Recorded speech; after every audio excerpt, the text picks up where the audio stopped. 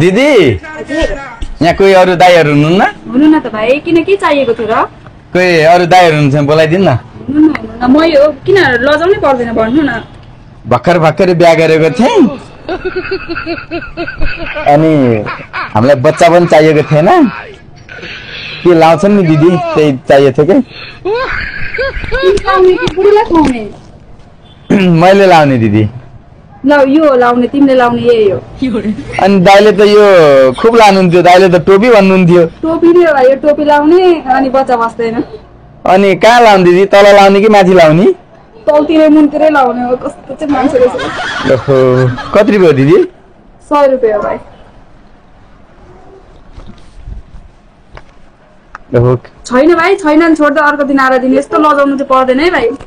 तिमीले लजायो भने बुढी बाह्र के होला घरमा